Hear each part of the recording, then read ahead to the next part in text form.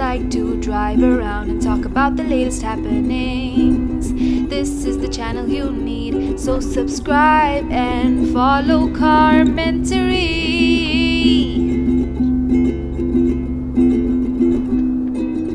Alright, here we go. It is time for another episode of Carmentary, where I kneel, drive in my car, and make comments about topics that I like. Today, I'm kind of doing a re-recording. The other day, I talked about the new era.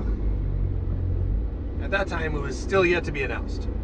Japan has an emperor, and on April 30th, the present emperor is abdicating or stepping down from his position as emperor, and the new emperor will come in and take his place. And to coincide with this, Japan always announces a new era name. This has been done for a long time in Japan. I believe the very first time they named an era after an emperor was like in the year 645, something like that. It goes way back. Basically, what it means is that Japan has its own calendar, and it's based on the life of the president emperor. So right now we're still in the Heisei era, year 31. Before that, it was the Showa era, which was like a long one. It was like 76 years or something. Because that emperor, his father died rather young, and he became the emperor at a young age, and he had a long life. And that was the Showa era. Then we went to Heisei, and now after 31 years, a big announcement came in the other day. I mean, and this is like, you gotta understand, for people living outside of Japan, you're like, yeah, okay, whatever. But it's a huge thing for the culture and the people and the society in Japan. It's not just a symbolic calendar, it's actually used all the time. So Japanese people have to, you have to know what year it is in both the Roman calendar, it's 2019, and it's Heisei year 31. Because when you go and fill out any kind of like an official document, where you go to the hospital and you have to fill out a form, or pretty much anything where you have to put in your birth date. Birth dates, everybody writes it in the era year. That just, it's written on there. That's what they expect. If you're a foreigner and you don't know, you can just put in, for me it's 1972. But if you live here and you learn it, you eventually remember it. My birth year is Showa 47 nen, Showa year 47. So I learned that early on. And when you have to fill in a form and you have to put in your birth year, you write that in. Now it gets confusing because when you're talking about things that happened in the past or history, a lot of people will talk about it, like, oh, well, that was like Heisei year 5, which is, what year was that in the Roman calendar? And you have to kind of do the conversion. And it's quite a pain. But culturally, I think it's really cool. Japan is the only country in the whole world that uses a calendar and has a name, a system like that. And yet, at the same time, they're obviously using, the standard calendar that everybody else uses around the world. So they kind of have this plural or double calendar system, which is, it's really cool. And when they announced this announcement, it turns out I just read up on it. There were 9 people on a panel that selected the new era name. It's not like the emperor gets to choose his own era name, which I think is kind of interesting too. You'd think they'd be like, hey, it's your era, you could pick the word. But no, it started the government. Maybe it was different back in the days, I don't know. But right now the government puts together like a panel. They had 9 people. Apparently it was 7 men and 2 women. So there's a bit of an imbalance going on right there. I think if this was America, that would be like a hotly contested issue right there. Why is it not like an equal number? I don't know. There was like a Supreme Court justice, there was a screenwriter, a president of one of the TV big broadcasting companies here, someone from the famous university, a professor, a Nobel Prize winner. There was a, you know, obviously a lot of kind of elite intellectual people in the group. And I guess they got together and they came up with a list of words, and then they debated over which one should be the one chosen. And they came up with Reiwa. So the big announcement was made on April the 1st, I guess that was. And national TV, you know, everybody's glued to the TV, big thing. Boom, they hold up the picture with the kanji written. And in a funny side note, my friend told me, I wasn't watching TV. The national broadcasting company here is NHK. And they're broadcasting this live. It's like a big thing. And the government official who makes the announcement, first he doesn't hold up the plaque. He just says the word. He says Reiwa. And on TV you always have right here a screen with the for people hard of hearing, they have the guy doing the sign language, or the girl doing the sign language. So they got the little screen on the corner here, and the person's like making the signs. And he just says the name, and then he kind of like a dramatic pause, and then he, boom, holds up the placard frame with the kanji character written. And apparently he held it up on the wrong side. So he held it up, but it was covered up by the person doing the sign language. And apparently it was like it was just a moment. It was like everybody's going like, what?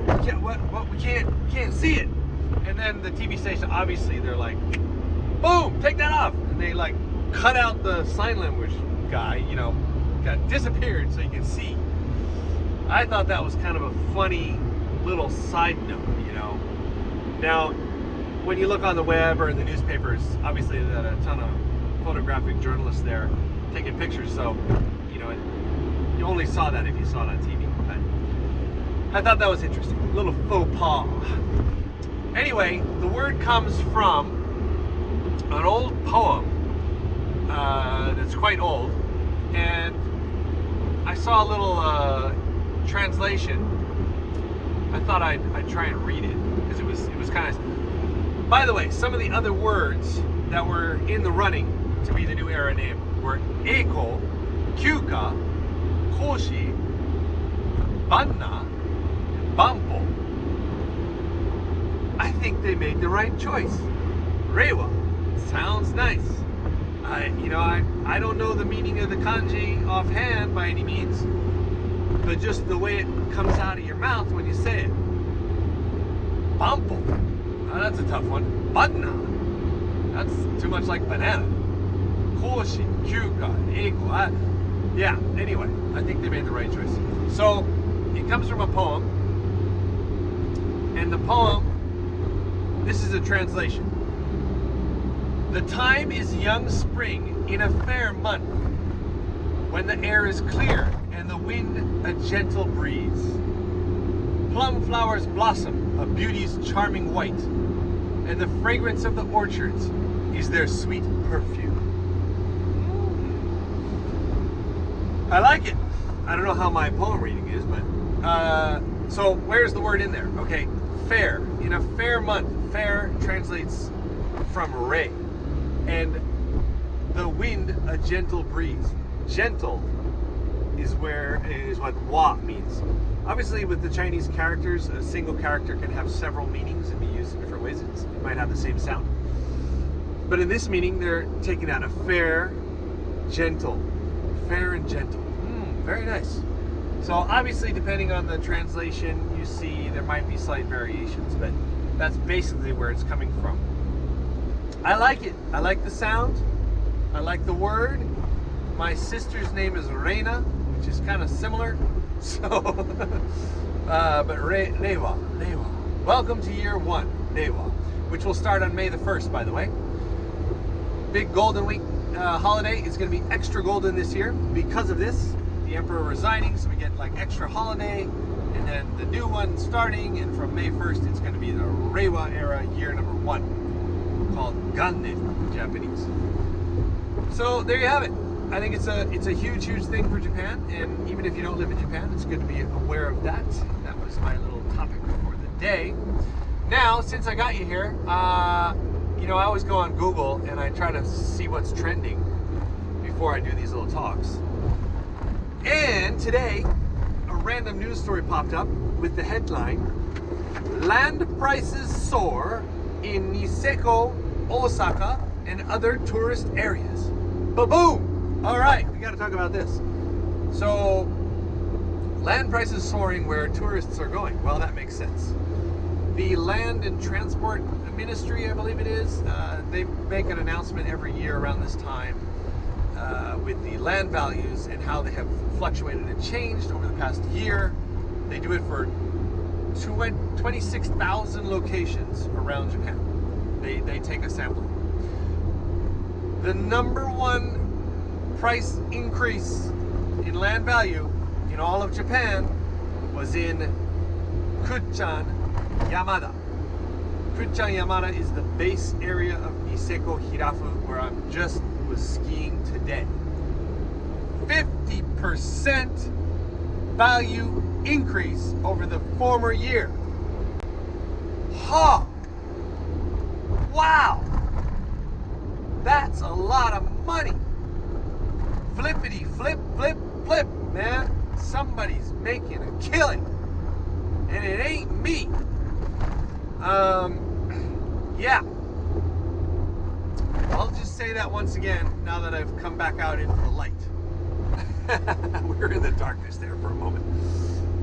#1 land value increase, 50%. Niseko Yamada area, Kuchan basically, Kuchan Yamada. We say Niseko, but technically Hirafu and that area is not technically Niseko. Niseko is a little further over. It's Kuchan, but just as a generalization, people call the area Niseko, just to be clear. #2 was in Osaka, the Namba area, I believe it is in Osaka, and then Naha in Okinawa was 3 with like 30% increase, and then another area in Kuchan was 4th place. So in Nagoya, there's a whole bunch of places in Nagoya apparently that are also like kind of skyrocketing.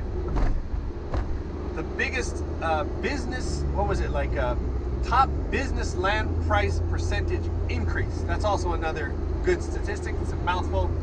Again, Niseko, #1 with 58.8%. So I guess that means like, you know, business increase in like maybe rent prices, and I'm not sure what's included in that, but that's more related to business, not just land value. 58.8%. Again, Osaka #2, Nagoya, more Osaka, Okinawa, etc. So big money changing hands there. Now, I read on in this article a little further, Japan is aiming for 40 million tourists in 2020. That's their new goal. They had 31 point something million tourists in 2018. We're in 2019 now, we'll see how that goes. And the aim is next year to have 40 million. So that's adding like another 9 million tourists on what we had like last year. 30% of all inbound tourists are Chinese. That's a solid fact right there. In the article it mentioned they're a little worried the trade war going on between America and China may affect how many Chinese travel abroad in the next year or coming years. So those numbers may go down, which means they might not hit their mark. We might not see that increase, who knows? But when 30% of your tourism is from one country, that's a big chunk. If they decide to stop coming. So the article ended on the note, it said something to the effect of, what did it say? I'm trying to read this. You know, don't read while you drive. But, okay, never mind. It said basically business owners and people involved in the industry need to keep a strong eye on the land values over the coming year and the tourism numbers, because obviously they're related. The places where the tourists are coming is where the values are skyrocketing. So, gotta have that combination. I don't really have a big opinion on this at the moment. It's something it's not like I own any real estate except for my house and where I live, although it is a tourist area. We're still not seeing the massive land value increase in tourist numbers that other places like Niseko are. I think it's coming. I think the next big thing in Japan will be some of these smaller hot spring resorts, where I live. They're incredible. It's a natural hot water coming out of the ground. It's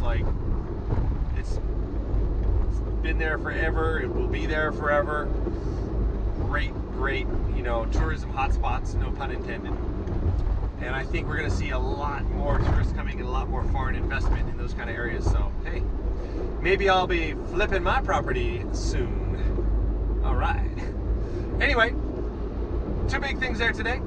New Era Reiwa and 50% increase in land value in the Niseko area. Once again, taking the #1 spot in the land value competition. All right. It was a good talk. What was that? Ooh, 16 minutes. All right. Hope you enjoyed that. As always, I appreciate your comments and critiques, good or bad, thumbs up, thumbs down, whatever, it doesn't matter. Hit those buttons, let me know what you thought, and share this with your friends if you thought it was interesting. I'm trying to increase my subscribership overseas with these English episodes, and I'll be trying in the future to do more talks about what is actually trending and going on here in Japan.